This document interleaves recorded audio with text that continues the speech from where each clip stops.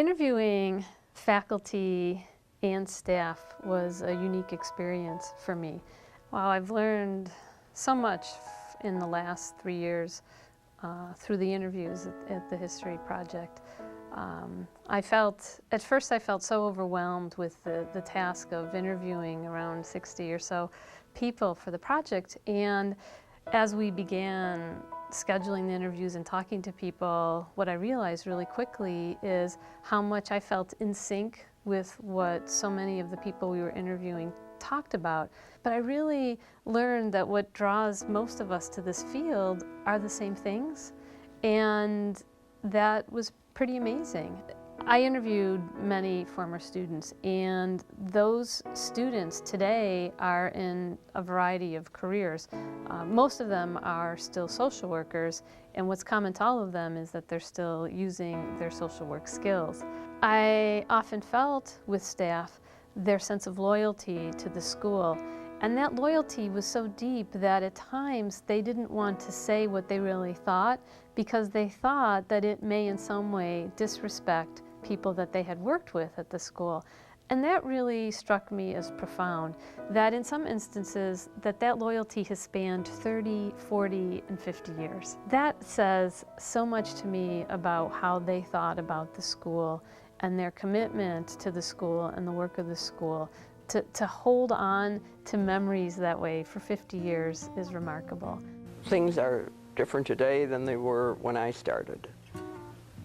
But even so, I think that social work education has a value all to itself, and I think anybody that is embarking on it is indeed fortunate, because it's something that you will take with you all and have for all of the rest of your life.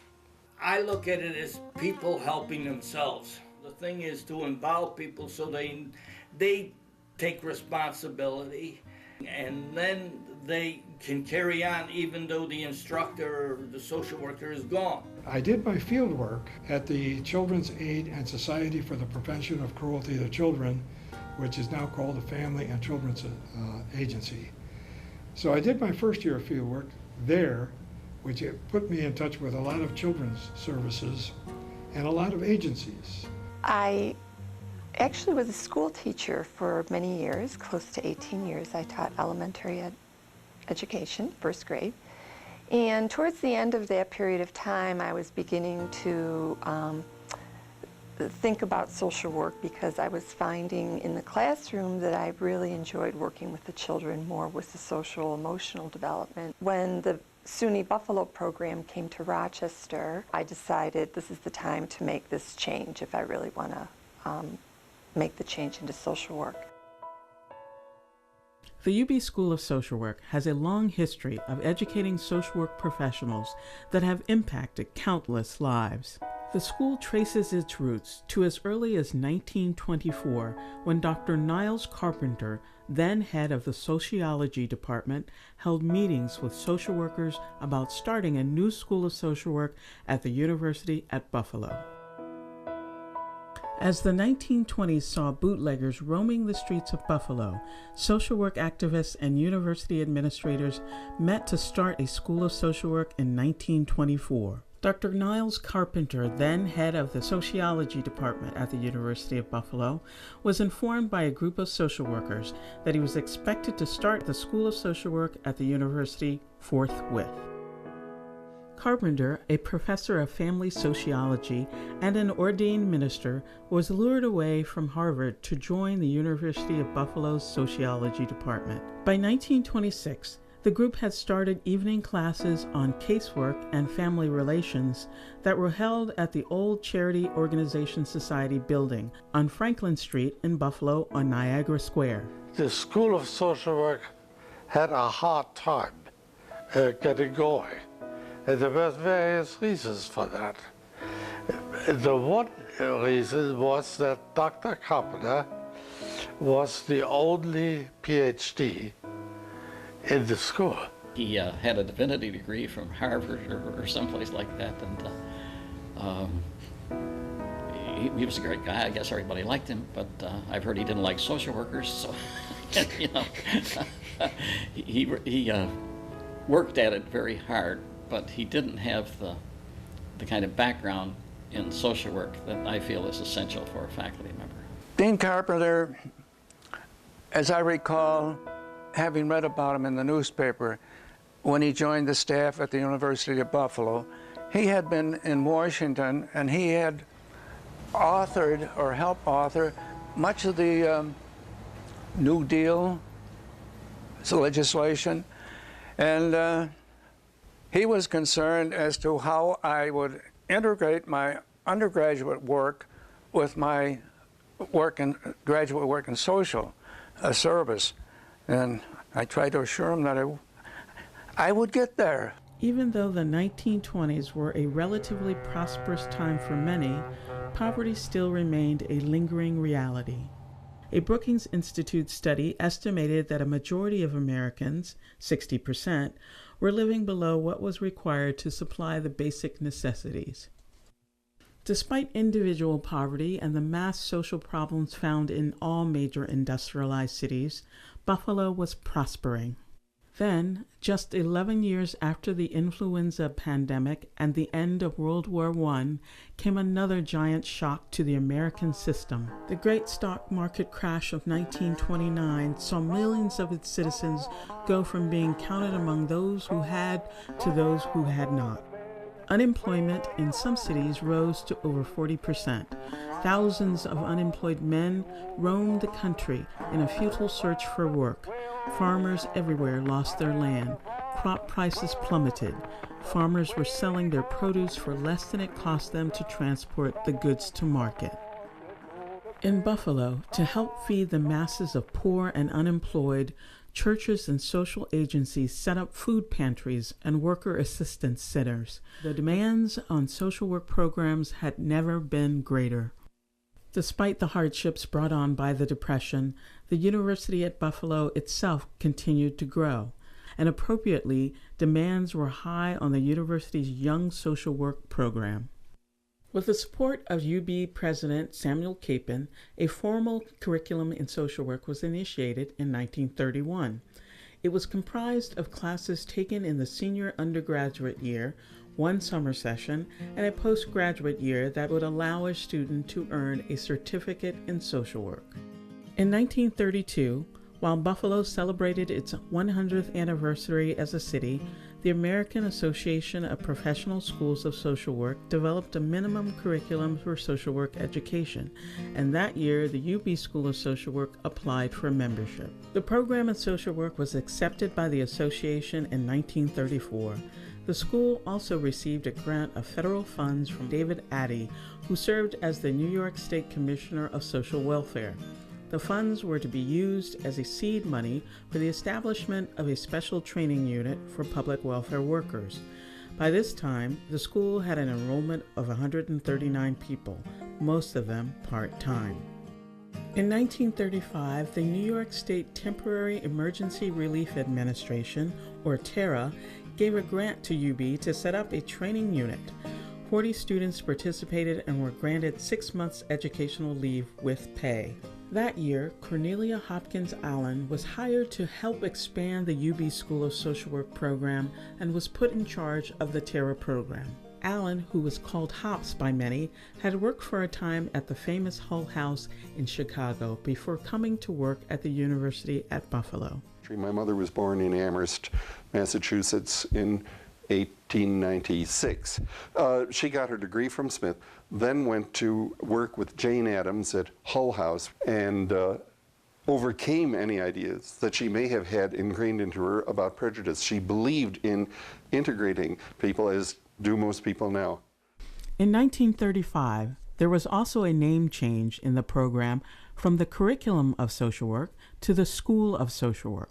A second postgraduate year of social work education was added, leading to a Master of Social Services degree. This marked the formal establishment of the School of Social Work at UB, with Dr. Niles Carpenter serving as its first dean. There was no big school of social work. It was a tiny place, and those of us who taught in Townsend Hall, we could have been one could have summed up our existence by the number of courses.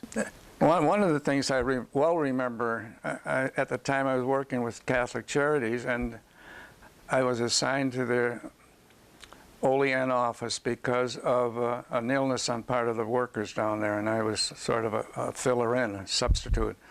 And I'd have to drive up from Olean to take my classes. And I'd stay in Buffalo overnight and then go back the next morning. So it was a little trip to come up and take these evening classes. The Great Depression had changed the face of society, and the profession of social work itself had to adjust to a new way of looking at things on both a national and local level. Social workers had to get used to seeing things they had not been exposed to before, and they had to adjust to seeing the hardships around them. I was at the mental health clinic and then the welfare clinic in Lackawanna. Were you?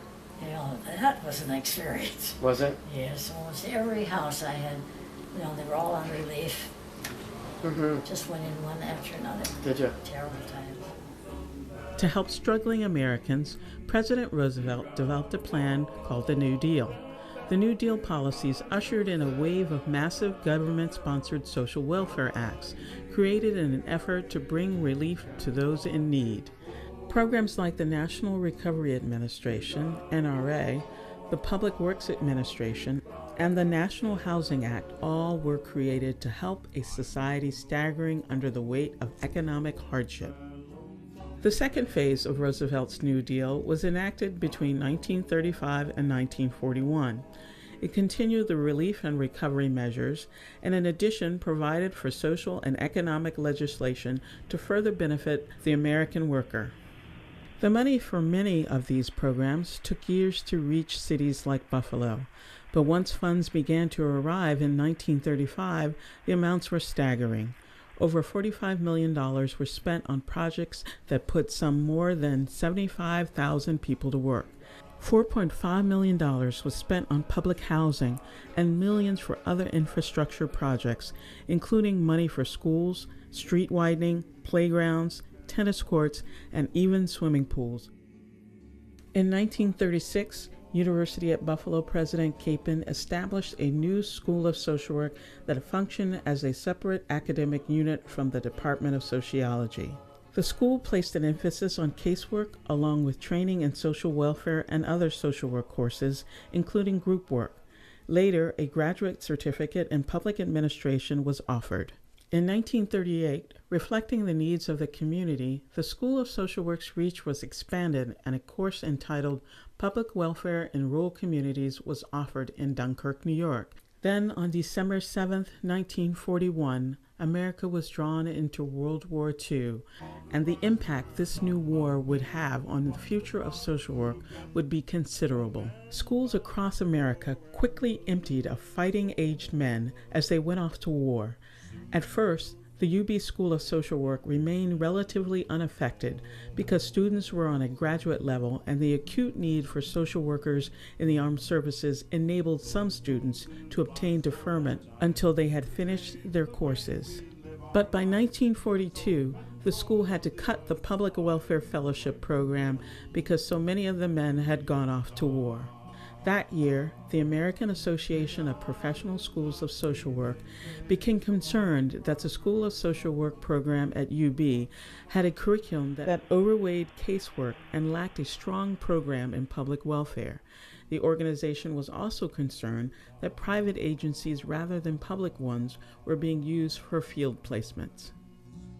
By 1943, more than half of UB's full-time enrollment consisted of soldiers and sailors assigned to UB for special training. The war economy in the city was booming, literally jerking it and the nation's economy out of economic depression almost overnight. Buffalo alone had over $5 billion in war supply contracts, and the area did more war business with federal government than all but 4 cities in the country. Nearly 200,000 women were at work in the city as the war effort boomed. During this time, the field of social work itself was streamlined into 8 subject areas. Subject areas included public welfare, social casework, social group work, community organization, medical information, social research, psychiatry, and social welfare administration. Perhaps one of the greatest effects that World War II had on the profession of social work was the establishment of the GI Bill. Officially titled Servicemen's Readjustment Act of 1944, the GI Bill provided for college or vocational education for returning troops, as well as 1 year of unemployment compensation. It also provided loans for returning veterans to buy homes and start businesses. The GI Bill sent enrollment numbers at UB and other schools skyrocketing. What followed was a bumper crop of newly minted social workers that made an impact on the profession and society that can easily be felt today.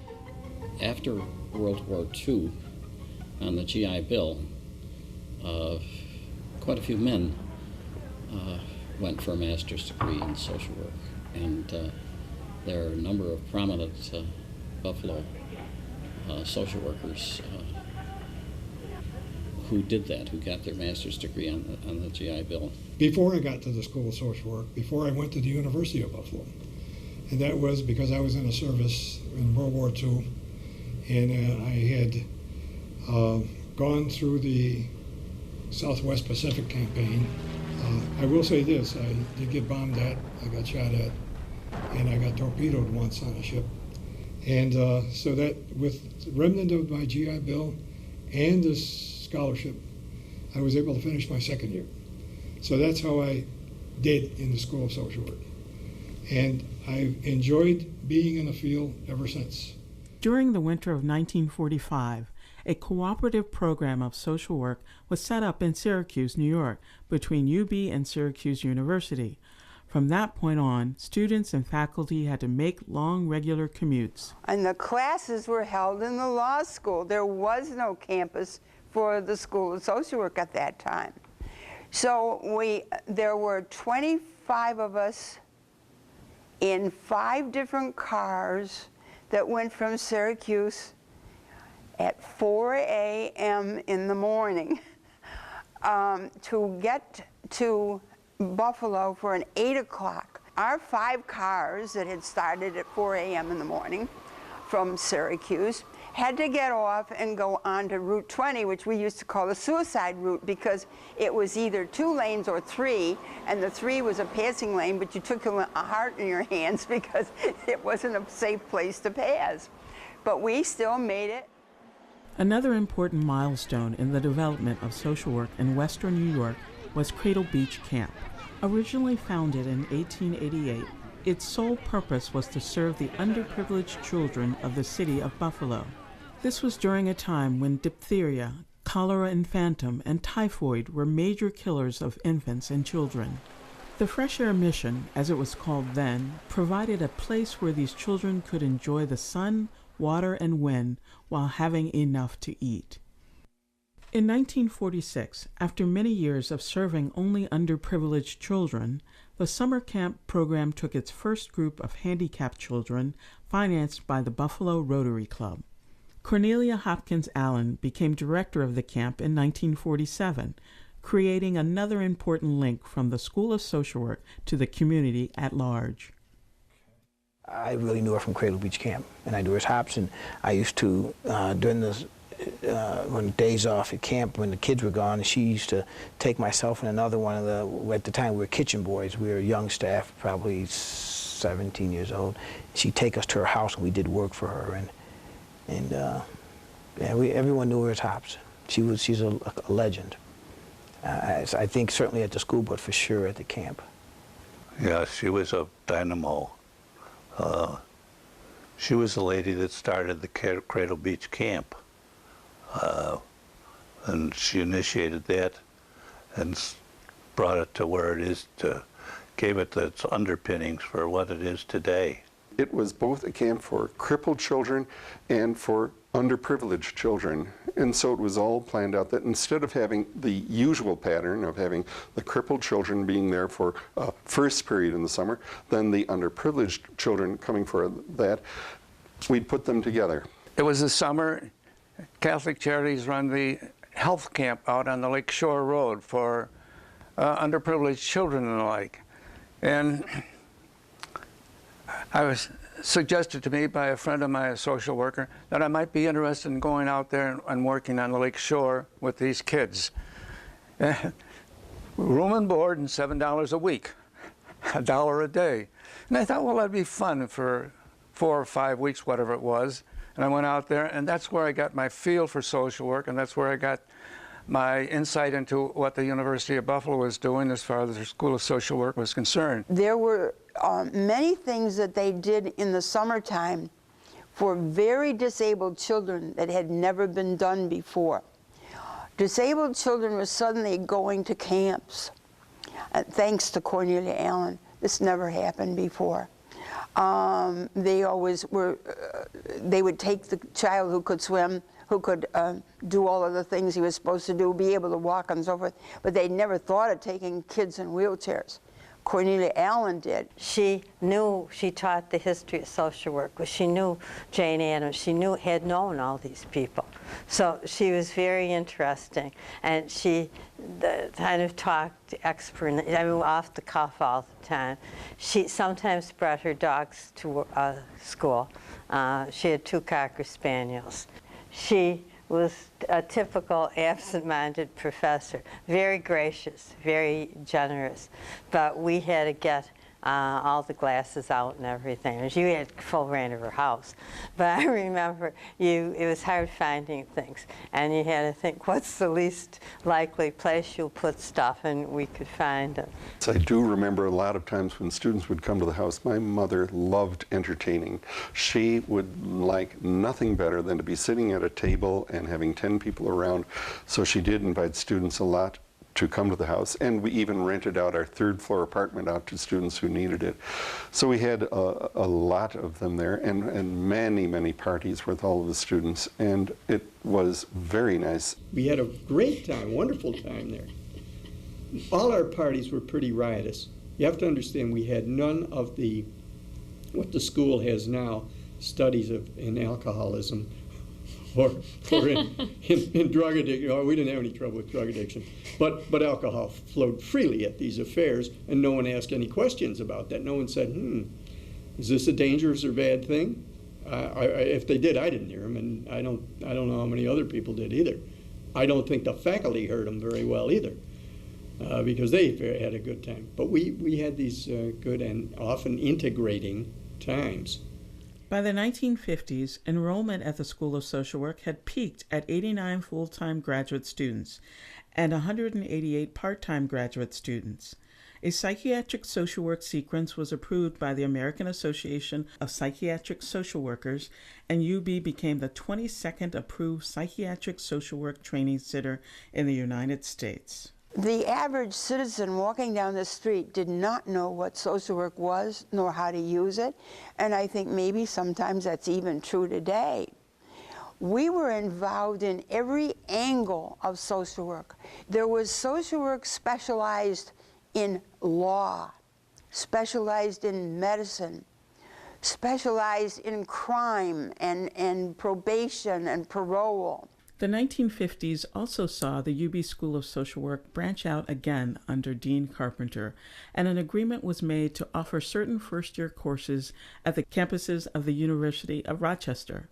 There was also increased movement in the profession from a specialist orientation to one of generalist, and an increased focus on the person and environment approach. The school was given a new home in 1955, moving from Townsend Hall on Niagara Square to McDonald Hall on the Main Street campus. That stay, however, was short-lived, and by the end of the decade, the School of Social Work had moved again, this time to Foster Hall. In 1956, only one new student was admitted into the master's program. Benjamin Linden replaced Niles Carpenter as the new dean of the school, and new relationships were established with the New York State Departments of Corrections, Health, Mental Hygiene, and Social Welfare, and the National Institute of Mental Health, among others, that greatly enhanced the school's scope. The 1950s also brought the beginnings of an era of major change for Buffalo and the university. While the University at Buffalo continued to grow and plan for the future, the city itself began a process of economic decline that would continue over the next half-century. The completion of the Welland Canal in 1959 literally bypassed the city, cutting it off from the main shipping routes that ran through the Great Lakes and St. Lawrence Seaway. Soon both employment numbers and populations began to decline as heavy industry began to migrate from the area. The city would lose half its population over the next 50 years, leaving the education industry as one of the top players in the local economy. As the industrial decline continued and jobs were lost during the 1960s, countless thousands of workers, including a well-established and relatively prosperous African-American middle class, increasingly found themselves facing unemployment. With little formal education and employment options diminished, social unrest would soon follow. Nationally, in an effort to address some of these issues, President Johnson proclaimed an unconditional war on poverty in January 1964. He established the Economic Opportunity Act, which included such programs as the Job Corps, Upward Bound, and Head Start. In 1962, the University of Buffalo, once a private school, merged into the state university system and became the State University of New York at Buffalo. The 1960s also brought two name changes for the School of Social Work. The first came in 1963, when the name became the School of Social Welfare. Then, in 1966, it became the School of Social Policy and Community Services. But name changes were but a small part of the many changes occurring at UB during the 60s. Well, one of the first things I remember was, I think 1963, the dean's talk to the entering class was about Martin Luther King's I Had a Dream speech, which had just occurred that summer. So the focus, the national focus on doing something about poverty and welfare reform, and that was exciting. But in some ways, the school's curriculum wasn't connected to that. I mean, we were still thinking about casework. How do we help people on a one-to-one basis, on a family basis? The social work profession didn't have much influence on the national level. You know, our expertise was how do we help people who are in trouble and were coming to us. Not so much about how we change the national economy, change national housing policy, education policy. In my first semester, I came in late and listened to Lyndon Johnson's State of the Union speech where he introduced the anti-poverty program. President Lyndon Johnson's War on Poverty opened a wide variety of opportunities for social workers to find education and employment all across the nation and in Buffalo too. One of the things that happened was when you graduated from the school, the war on poverty was, as I say, either underway or about to be underway. So that made a lot of money poured into social work at that time. There was many job openings locally, and there was tremendous competition for graduates of the school. So you didn't have to look too hard. People called you and said, "Are you interested? Would you come down for an interview?" etc. From 1961 to 1973, waves of social unrest swept across the country that dramatically affected the university system, the city of Buffalo, and the nation. On campus, many protests were sparked by several issues, including nuclear proliferation, the Vietnam War, the ROTC presence on campus, racial bias in athletics, and a Department of Defense research program called Project Themis. By 1966, the numbers of protests and protesters, both student and faculty, participating in teach-ins and sit-ins had dramatically increased, primarily in opposition to the Vietnam War. At one point, an FBI report noted that 2,000 students and some faculty attended a May 1966 rally in opposition to U.S. foreign policy at the Millard Fillmore Room of Norton Hall. By 1967, the campus unrest had begun to spill out onto the city streets. Riots rocked the east side of Buffalo from June 26th through July 1st, virtually closing down the city. In one night of rioting, over 40 people were hurt, 14 with gunshot wounds. In 1970, the situation between the students, faculty, and administration reached another boiling point when students of the School of Social Work joined the fray by going on strike. Students in the School of Social Work organized a liberation college at Foster Hall. A student and faculty member were arrested due to interfering with what was called a legally constituted authority. I remember getting tear gassed. We were in Foster Hall. We were right out in front where everything was happening, you know, out in front of Hayes Hall, Crosby Hall, between the unions, so there we were. And being curious, I tried to get as close as I could to see what was going on sometimes, and ended up suffering from some tear gas, but I didn't suffer any being clubbed.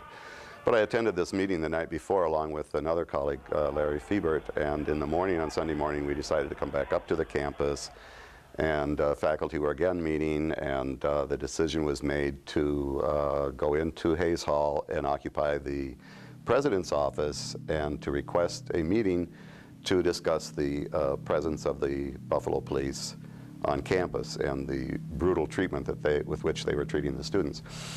Not that the students weren't also disruptive. I mean, they set fire to the bank across the street and to the railroad bridge down on Hurdle, by Hurdle on Main Street. But we went into Hayes Hall, I remember, and we were in the office, and maybe about an hour or so later, we were informed that we would have to leave. I think the police came, and we were told if we didn't leave that we would be arrested. This was a very democratic time, so all the decisions were made by majority vote, or by the group, you know. And so the group decided to stay. And eventually we were all arrested, removed from the building, and taken to a small jail over on Bailey Avenue over here. And from there eventually downtown, and later that night released. Everybody and his mother was somehow affected by the Vietnam War. And being on campus at that time, you know, it was just quite an experience. You know, there were police on campus because of the riots, and I just recall downtown Main Street at Hurdle, there was a barricade built across the street where people had piled furniture and tires and things, and the police were on one side and students and other people on the other side, and rocks were being thrown, and you know, just things like that. Tear gas. We were walking across campus, and you could parking over, and I don't remember the name of the lot anymore, but come into class, parking, and then the tear gas would, you know, kind of drift across and hit you in the face, and you know, you start burning your eyes. And the most dramatic event that I recall from this time on campus, my undergraduate years, was the march from Norton Union to Hayes Hall. The march began very quietly, orderly. We came out by Main Street to the front, and there in front of me were lines of Buffalo policemen in riot gear. At that point is when I thought, oh my God, it's happening here. It was only when tear gas was launched, and I think that was the moment my eyes, you know, the tear gas, the smoke, my eyes started watering, and we just started coughing and couldn't even stand up. Some people were falling over each other to get away, started running. The first thing you think is, oh my God, are they going to start shooting? And there was a fear. We had Kent State happen. The group I was with, we ran to get down to the parking lots by Main Street. My car was down there, and our only thought at that time was, we need to get out of here because it's gotten out of hand. They won't listen. It was during the time that there was a lot going on campus all over the country.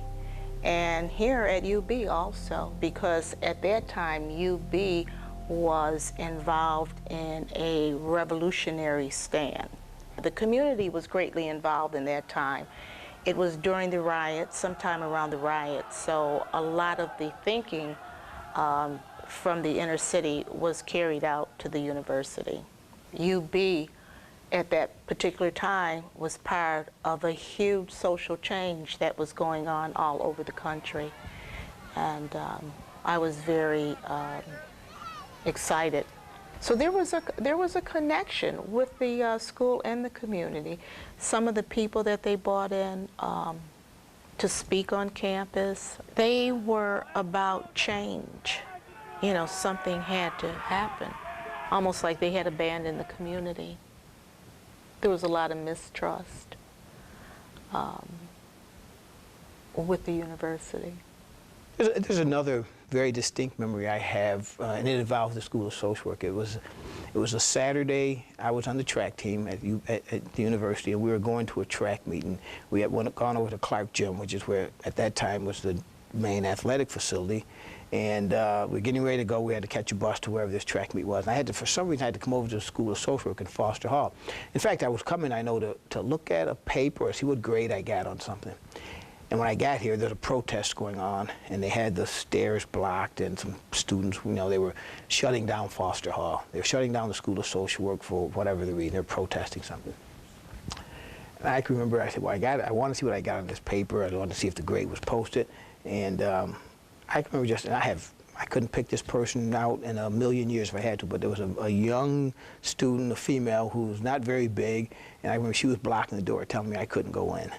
I remember telling her, I pay my tuition, I have a right to go into the building or go to class if I want to. You can't, tell me that I can't do that just because you don't like something that was going on.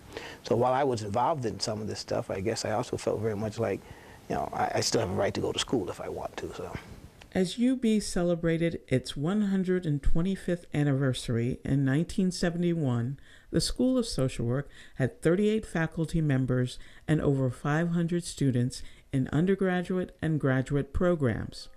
Franklin Zweig, who had started in 1968 as Dean of the School of Social Work, resigned. After Zweig's resignation, Dr. Sherman Merle was appointed Dean. Zweig was more of a community service worker, whereas Merle was a dyed-in-the-wool caseworker. He was very steeped in the idea of personal service on a more or less on a one-to-one basis.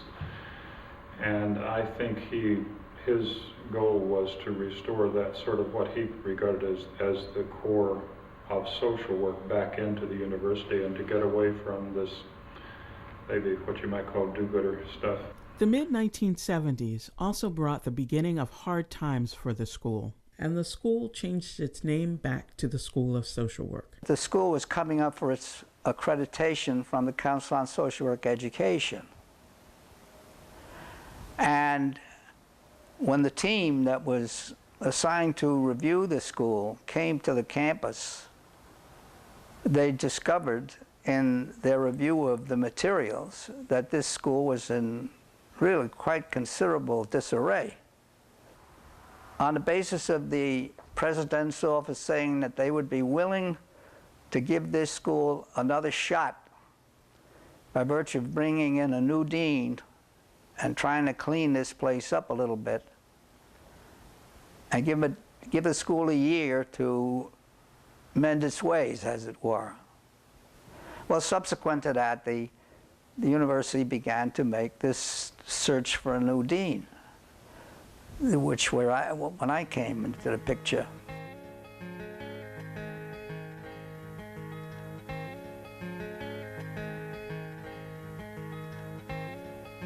What he brought to the school was standards. And I remember when students were in trouble, he would convene a meeting of the teaching faculty and objectively go over their records. When I first came here in 70 or 71 as part of that summer program, we were just coming out of an accreditation visit where the gossip in the community was that accreditation was in jeopardy. A lot of my filter of the community came through my field agencies, my field placements, and they were so so excited to have that relationship, the affiliation with the school, and this worked well with my life. I tried to find placements that were different. I tried to find challenging placements. The thing was, once you got them in a challenging placement, you had to have a person who was there who was also challenging. But you know, that was what that was really about. We were sending students into places where they hadn't been before. One of my, I think, powerful experiences in my field placement was the mini unit that I was placed within at the Stutzman Alcoholism Treatment Program. The Stutzman ATC was part of the psychiatric center at the time and was on the 5th floor of the Strozzi building on the psych campus. So there I am, my first day. I'm going to a placement I don't want to go to. And there was one of the patients was wandering around in his pajamas, and I'm on the elevator waiting to go up, hoping the door is going to close before he comes in, because I'm a little scared here. And he exposed himself to me, and I remember, like, as he was walking toward me in the elevators, 2nd floor or 3rd floor, I'm watching the lights on. I'm like backing myself into the corner where I'm sitting there pressed up against the corner.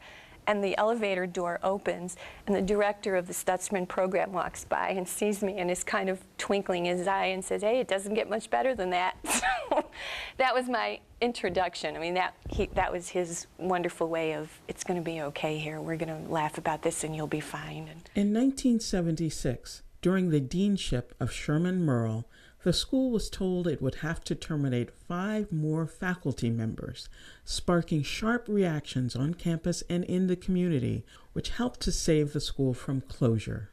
In 1977, the new Amherst campus complex officially became the university's central campus. Many on campus and in the community criticized the decision to move and were upset by the decentralized layout of the campus, claiming it would discourage social intercourse. That same year, Buffalo was hit by the infamous blizzard of 1977 that caused 28 deaths and left tens of thousands of people stranded. Because we knew a storm was coming, and we had talked about what will we do if the storm comes. Well, the storm came, and we couldn't leave until the university told us to close down. And we kept calling, and they wouldn't tell us to close down. They would say, we just have to wait, because if the university closed, we closed. We were the only ones who left. And I said, well, I have permission from the university, which I didn't. And I said, with their permission, we may leave. So I said, the commissioner, bye, and we left, just in time. In 1980, Dean Merle resigned, and the faculty at the school had been cut to just 12 people, down from 38. During this time, the threat of closure loomed over the school. I happened to be away at the faculty meeting. For some reason, I used to do everything I could to avoid him, so I was away. So he comes in and he announces they're going to close the school down at the end of the year. And everybody's morose, which they should be, and I was too. Then I think it was actually Jerry Miller who asked him, well, what about the students who are in their first year? They have the 2 years. So he says, well, everybody has to suffer. I mean, here a young man or a young woman signs up for a 2-year program, you're going to tell them you have to suffer. So I think we got to do something about it. That year, Elizabeth Harvey replaced Sherman Merle, becoming the school's first female dean. She was a brick. She really was. She had a difficult task, and she was been thrown into a difficult position because she had been named dean at the time when the school was at a low ebb, and she was taking over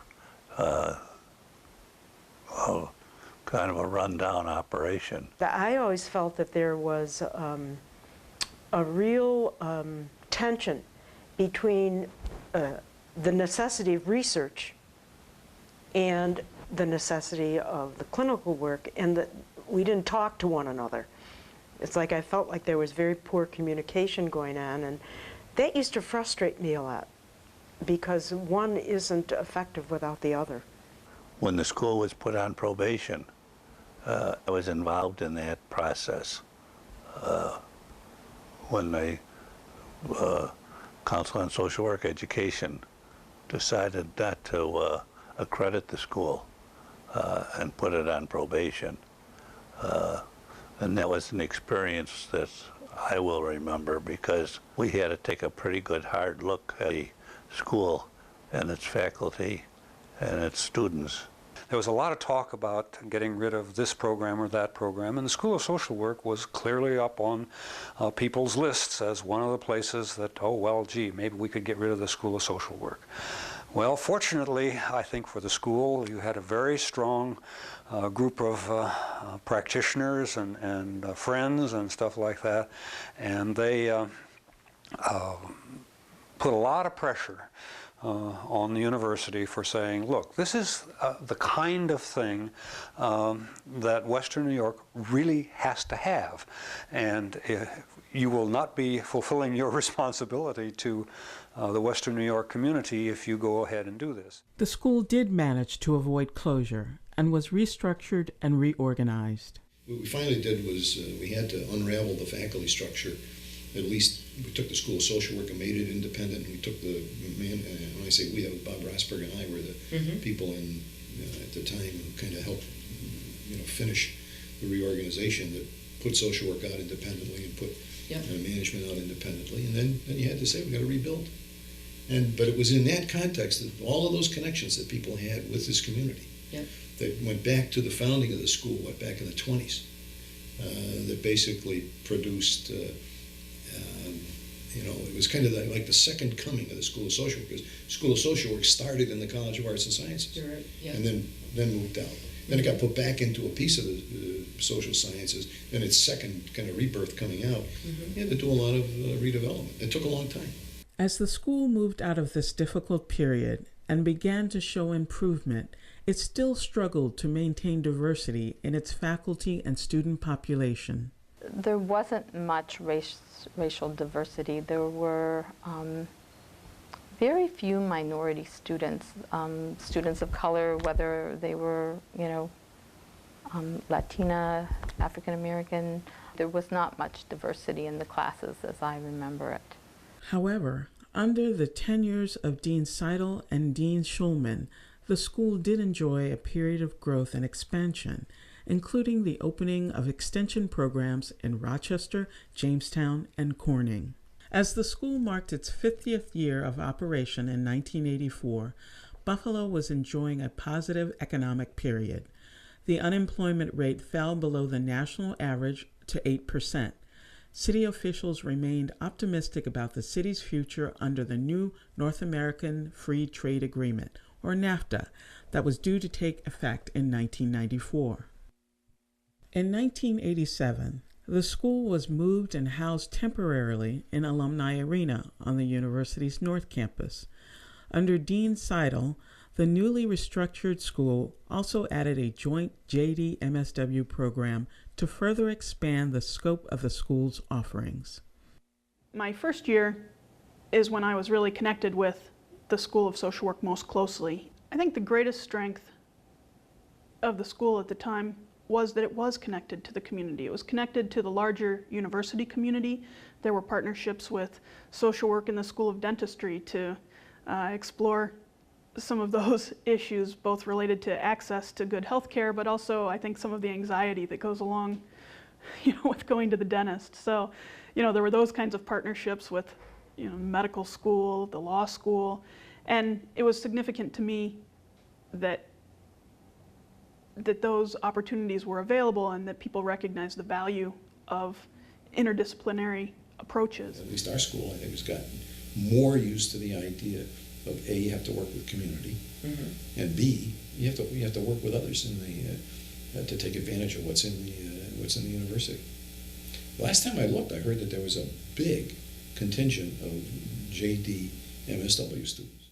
By the mid-1990s, the University at Buffalo itself had become an economic powerhouse, creating a $1.41 billion impact in the local economy.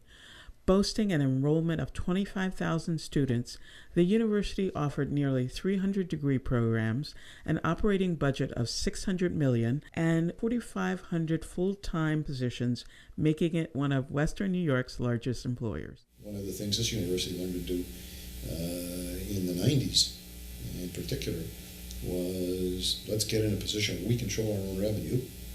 I think the most important thing that happened under my presidential leadership was the role that the university played in getting the SUNY system to buy into revenue stays where it's generated. In 1992, the school was moved to the 3rd floor of Baldy Hall on the North Campus. 2 years later, the school was expanded again under Dean Seidel with the addition of a PhD program in social welfare. He was in the process of trying to change the school, move it in a new direction, and doing that primarily on the non-tenured faculty that he'd hired, and bringing them along. And at that point, our school was at a place where a lot of schools are when they're trying to change over. Most of the tenured faculty didn't have PhDs. They had MSWs and had been there for many years and had been part of the school. And then you had this sort of new cadre of social work researchers coming up moving the school more in line with the Research One University, and I think that was very much Fred's goal.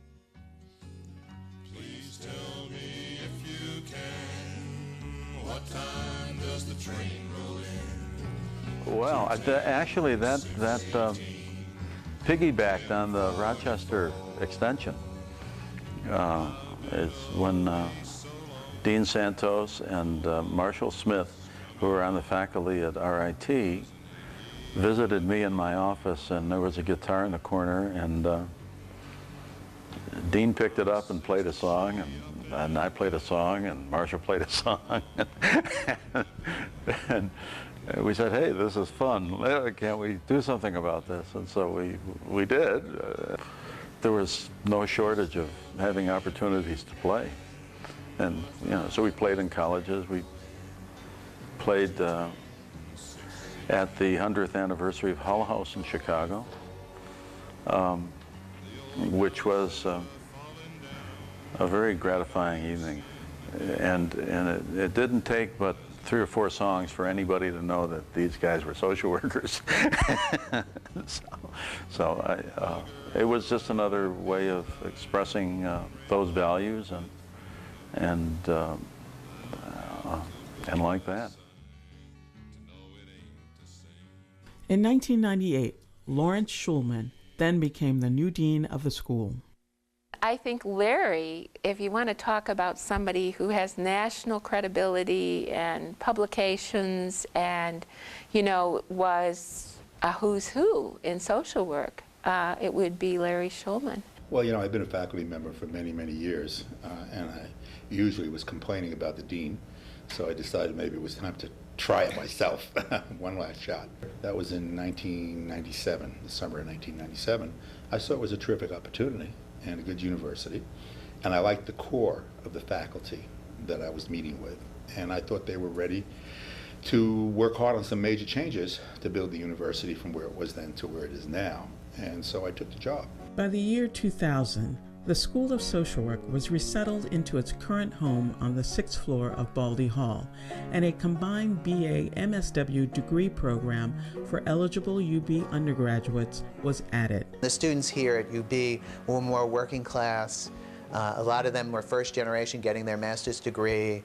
They were very much part of the region, and they were very wide-eyed, innocent, and eager to learn. Some have gone on for doctorates, and some have taken leadership positions both here or in New York, and so it's very nice. The new millennium saw the school advance a number of community-based programs, including the Visa Center at the South Campus, which provided services to at-risk youth suspended from the Buffalo public school system, and a project designed to reach out to older adult patients through UB's dental clinics who may be in need of social services. Over the course of the history of the school, and for many schools across the nation, there has been an ongoing challenge to maintain cultural, sexual, racial, and ethnic diversity in both its faculty population and its student enrollment. Early evidence of this issue was seen in a letter from Dean Carpenter dated June 1946, acknowledging to a Veterans Administration regional office official that the school did in fact accept Negroes into the program, but that the school preferred only those from Western New York. Even as the school entered the 21st century, diversity still remained a concern in the school and in its representation in the community, affecting faculty and students alike. Through my experience through life, I have always passed. as a white female, and I've always said that I am an African American female.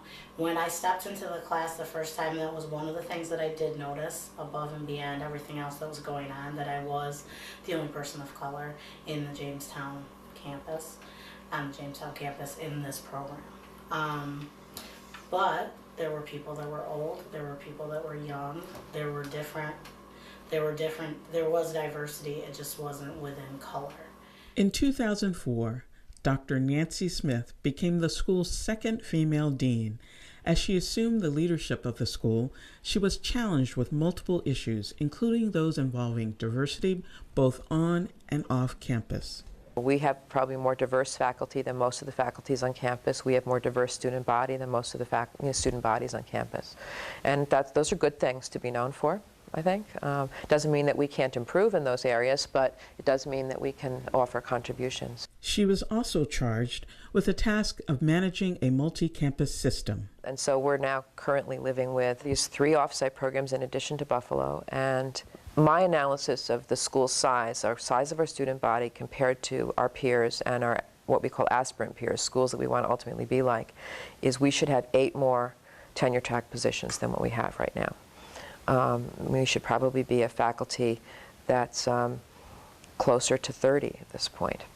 And if we had those 8 people, it would be so much easier to provide both what we need at those programs and provide enough of the teaching at this campus. In the latter part of the 19th century and in the first part of the 20th century, there emerged a series of major social reform movements, advancing the profession of social work as we now know it. By the end of the 20th century, the profession of social work had developed into a wide array of disciplines. As we move through the 21st century, we must deal with the effects of a rapidly changing economy, shifting demographics, high rates of immigration, family compositional change, the challenges of urban poverty, and a host of other issues in our society, all of which will pose new challenges to the profession of social work. And the School of Social Work has, I think, taken advantage of some of the kinds of academic initiatives that are going on in the university. It's entirely appropriate and valuable participation in some of the strategic strength initiatives from UB 2020, our strategic plan. And with that as a template, there are good reactions to both the students and the faculty of the School of Social Work. And I think that's a difference we've made at UB. You know, that UB's different has made a difference in this community for that reason. And I think that's really powerful. I think we have that capacity, and I'd like to think we have it not just regionally. I think we can have that impact on a larger scale as well, as we turn out doctoral students, as we turn out master's students who go to other places. When I look at the areas for growth for us as a school and where we need to go, one is to become better connected to our alum and to find ways to use their wisdom in our school. And the other is that we need to move to a more international focus.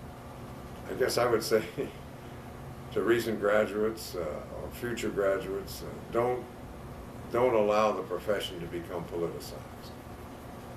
Understand that when we talk about diversity, it isn't just color or gender or religion or ethnicity. There needs to be in a great healthy university or in a great healthy social work school a diversity of political opinions and a diversity of values. Social workers, quite literally, do the real work involved in changing our society. It is through their shared experiences that we gain the necessary knowledge and information needed to make a real and lasting difference in other people's lives. The roles they play are diverse and critical to helping both individuals and our society as a whole. But in terms of the various social work roles that I've had, everything from doing therapy with families in the Buffalo Psychiatric Center, you know, with, I can remember one young man who was in his 20s at the time when I was just starting out in social work, and had had a lobotomy in his 20s or so. And knowing that that was going to be the extent of his prognosis in terms of being able to get better. I mean, it was like so humbling. You have to look at the whole person, get the whole situation. Is it physical? Is it emotional?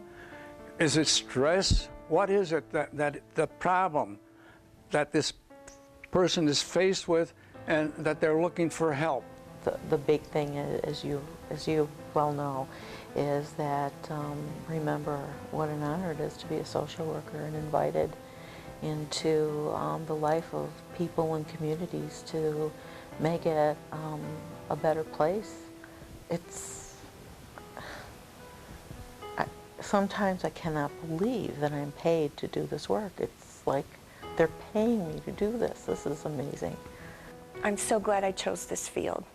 As I see the social work community becoming more involved in larger issues, I don't know any other profession that looks at people and systems the way we do. I'm so proud to be a part of that. When you get up there and you have to have your own accounting and the man says to you, okay, what have you done for somebody else? Every job that I've had, every experience that I've had is a gift. And so I always try to make the best of it.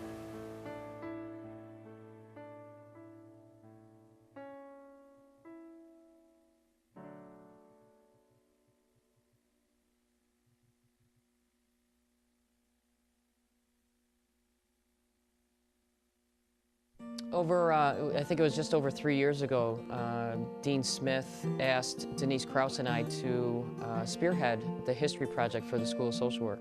There's been 2 different time frames during the last 3 years that it became very apparent to me that this is a privilege. We went down to Florida to interview our oldest living graduate, and her name is Jean Bennett. She graduated in the 30s, so was, again, one of our first graduates of the school. And to be welcomed into her home, to listen to what she did in her internship while she was a part of the school in serving folks specifically in Lackawanna, New York, and to hear her talk about how being a part of the community within the school and being taught the values and the skill sets necessary to connect with people in our work was totally what I talk about in a classroom and try to instill upon students now. And so to have the absolute evidence in front of me of here we are 70 plus years later, and there's no fancy part of our work. It really is about human connection and giving our best to people that we serve. So that was very striking to me. Probably for me, one of the most profound experiences that I've had is the knowledge that actually 3 of the people that we have interviewed have passed since we interviewed them. And I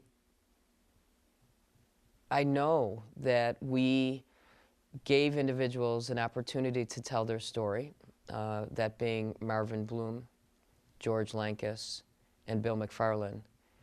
And their story absolutely made a difference for me, and I know will be captured and is captured within the book, the documentary, and the manuscripts. I feel honored to have the opportunity to meet almost 60 people that were somehow and are still connected to our school. I absolutely did not expect to experience the emotions, number one, that I have over the last few years of interviewing people and having the opportunity to listen to their story and the story of how our school has made a difference within the community of Buffalo, certainly the University at Buffalo, but worldwide. It's opened my eyes in many ways. One of the most moving interviews for me happened when we had a conjoint interview with Jerry Miller and Howard Dewick and Ike Alcabes. And Ike and Jerry are two former faculty members, and Howard is current. And the three of them sat at a table and they just talked about the profession, they talked about the school, and they had a lot of laughs and correcting each other and correcting each other's memories. And it was very fun to be a part of that. And toward the end, what the profound piece is how moved that they were by their participation in the education of social workers, and how they really saw that their role as social work educators transfers to a difference that's made with clients in the real world. And it came to the point where there was really extreme sentiment about that.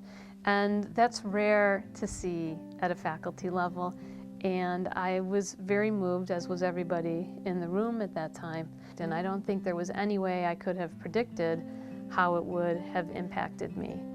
And it's, at times I have been touched in ways that I never thought that I would be touched about the history of the School of Social Work.